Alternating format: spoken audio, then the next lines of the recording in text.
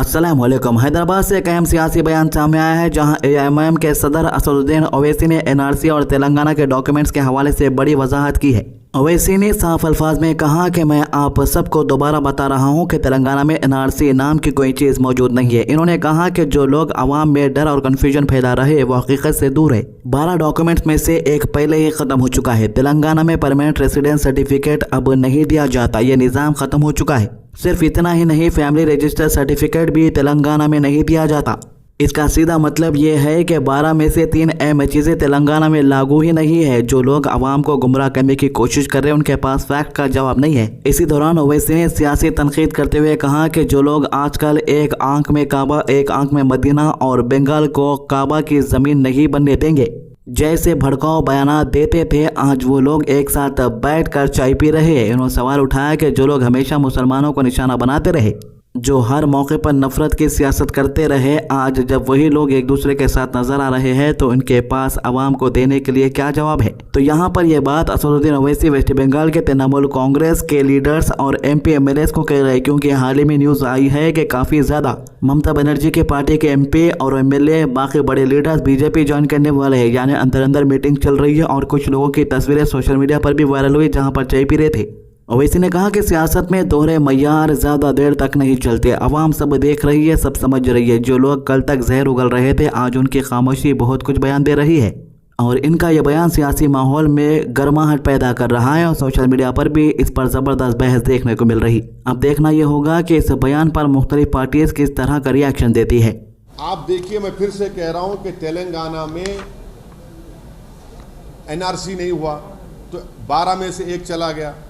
तेलंगाना में permanent residence certificate नहीं दिया जाता, वो ख़त्म हो गया। तेलंगाना में फैमिली रजिस्टर का सर्टिफिकेट नहीं दिया जाता, तो 12 में से 3 तो तेलंगाना में दिए ही नहीं जाते, तो हम क्या करना बताइए फिर आप।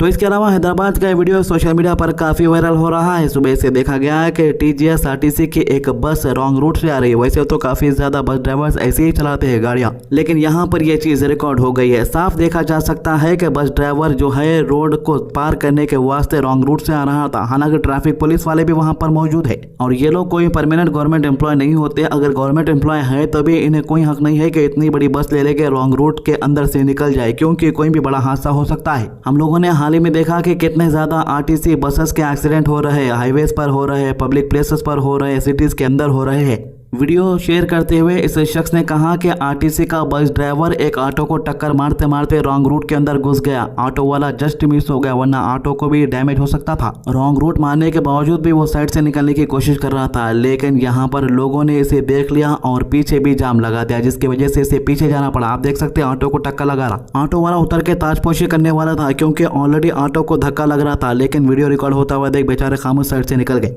आखिरकार बस ड्राइवर को पीछे जाना ही पड़ा।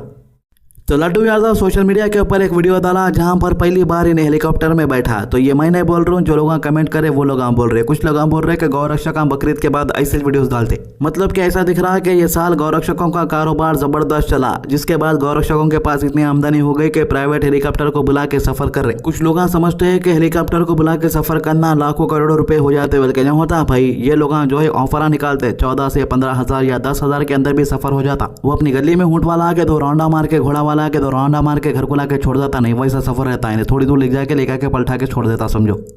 इसके अलावा हैदराबाद से एक बड़ी खबर सामने आ रही है जहां पुलिस ने इलीगल तौर पर शहर में रह रहे 7 बांग्लादेशी नेशनल्स को गिरफ्तार कर लिया। ये पूरा ऑपरेशन टीम यानी एसओटी कुकटपल्ली जोन और हैदराबाद सिटी पुलिस के जीडीमेटा पुलिस के जॉइंट ऑपरेशन के दौरान अंजाम दिया गया। पुलिस के मुताबिक इन्हें क्रेडिबल इन्फॉर्मेशन और इंटेलिजेंस इनपुट मिले थे कि कुछ बांग्लादेशी अफराद गाजुला रामाराम के HAL एरिया में एक रेंटेड हाउस में रह रहे हैं। ये इलाका जीडीमेटा पुलिस स्टेशन के लिमिट में आता है। इन्फॉर्मेशन मिलते ही पुलिस ने बिना देर के एक स्पेशल सर्च ऑपरेशन प्लान किया। SHO की क़ियादत में पुलिस टीम ने उस रेंटेड हाउस पर रेड की। जब पुलिस ने घर की तलाशी ली तो यहाँ 7 बांग्लादेशी नेशनल मौजूद पाए गए। पुलिस ने इन सब से वेरिफिकेशन और डॉक्यूमेंट्स चेक करने को कहा, लेकिन सबसे हैरान कर देने वाली बात यह थी कि 7 अफराद के पास इंडिया में रहने के लिए कोई वैलिड डॉक्यूमेंट मौजूद नहीं थे। ना इनके पास वैलिड पासपोर्ट था, ना वीज़ा और ना ही कोई ऐसा लीगल डॉक्यूमेंट जो इनके इंडिया में स्टे को ऑथोराइज करता हो। इसके बाद पुलिस ने फौरन एक्शन लेते हुए सभी को कस्टडी में ले लिया। सीनियर पुलिस ऑफिसर्स और कुतुबुल्लापुर जोन के डिप्टी कमिश्नर ऑफ पुलिस के डायरेक्शन पर इन सब के खिलाफ डिटेंशन और restrictions on movement order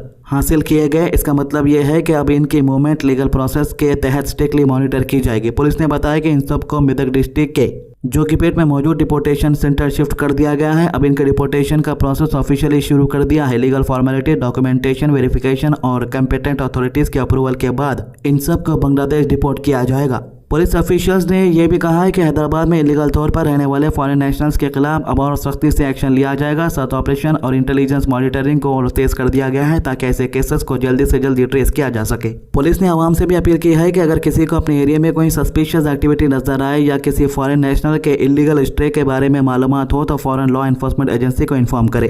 police का कहना है कि पब्लिक कॉर्पोरेशन से ही ऐसे सेंसिटिव मैटर्स पर इफेक्टिवली कंट्रोल पाया जा सकता है। ये पूरा मामला हैदराबाद के सिक्योरिटी और इमिग्रेशन मॉनिटरिंग के हवाले से भी काफ़ी अहमियत रखता है। सवाल ये उठता है कि आखिर अफराद इतने अरसे तक बिना डॉक्यूमेंट्स के शहर में कैसे रह रहे थे और क्या इसके पीछे कोई नेटवर्क भी काम कर रहा है। पुलिस अभी इस एंगल पर गहरी तहकीकात कर रही है। फिलहाल सभी 7 बांग्लादेशी नेशनल पुलिस कस्टडी में है और आने वाले दिनों में इन्वेस्टिगेशन के दौरान मजीद बड़े खुलासे सामने आ सकते हैं। पटना के दीघा एरिया में कुर्जी ब्रिज के पास एक हैरतअंगेज वाकया सामने आया, जहां 2 टीनेज लड़कियों को एक ज्वेलरी शॉप में लूट की कोशिश के इल्जाम में गिरफ्तार किया गया है। ये वाकया देखकर हर कोई हैरान रह गया, क्योंकि आमतौर पर इस तरह के जुर्म में लड़कियों का नाम कम ही आता है सामने। पुलिस के मुताबिक इन दोनों ने एक ऐसा प्लान बनाया था जिसमें दुकानदार को बेहोश या कमजोर करके आसानी से सोना लेकर फरार होना था। यह पूरा वाकया माँ वैष्णवी ज्वेलर्स के नाम से एक शॉप मौजूद है वहां पर पेश आया। जुमे के दिन शॉप ओनर राजेश कुमार अपनी दुकान पर मौजूद था और रोज की तरह कस्टमर्स को ज्वेलरी दिखा रहा था। दुकान में आम दिनों की तरह काम चल रहा था और ऐसा किसी को भी अंदाजा नहीं था कि कुछ पलों में सब कुछ बदलने वाला है। पुलिस के मुताबिक दोनों लड़कियां कस्टमर बनकर दुकान में दाखिल हुई। उन्होंने बिल्कुल आम ग्राहक की तरह बात करना शुरू किया ताकि किसी को शक न हो। पहले इन्होंने गोल्ड ईयररिंग देखने की डिमांड की।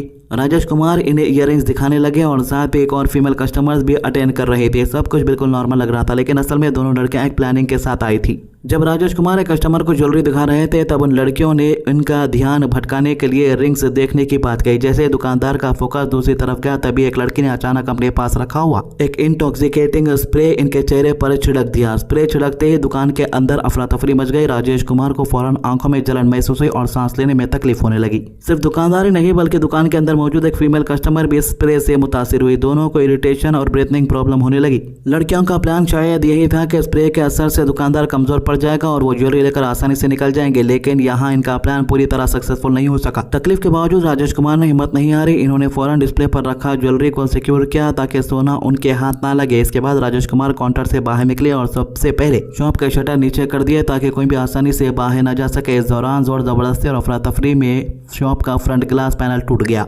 शीशा टूटने की आवाज और दुकान के अंदर मची हलचल ने आसपास के लोगों का ध्यान अपनी तरफ खींच लिया। कुछ ही देर में नियर बाय रेजिडेंट्स और लोकल लोग यहाँ जमा होने लगे। हर तरफ हंगामा मच गया। लोग समझने की कोशिश कर रहे थे कि आखिर क्या हुआ। इसी कॉज के बीच एक लड़की मौका देकर फरार होने में कामयाब हो गई, लेकिन दूसरी लड़की इतनी खुशकिस्मत नहीं रही। ये शॉप के अंदर ही फंस गई। जब दीघा पुलिस की टीम मौके पर पहुंची तो लोकल लोगों ने पकड़ी गई लड़की को पुलिस के हवाले कर दिया। तो ये थी अभी तक की अपडेट। आज की अच्छी बात, हुजूर सल्लल्लाहु अलैहि वसल्लम ने फरमाया 5 नमाजें अल्लाह ताला ने अपने बंदों पर लिख दी। जिन्होंने इनको पूरा किया, जाया ना किया, तो इनके लिए अल्लाह के यहाँ वादा है कि अल्लाह इनको माफ़ कर देगा और जन्नत में दाखिल कर देगा। और जिसने इनको पूरा ना किया, इनको हक को हल्का जानते हुए, तो अल्लाह के यहाँ इनका कोई वादा नहीं है अगर इनको अजाब दे और अगर चाहे तो माफ़ कर दे। बेकी 1692। हमारे चैनल को सब्सक्राइब कीजिए, वीडियो शेयर कीजिए। अल्लाह हाफिज़।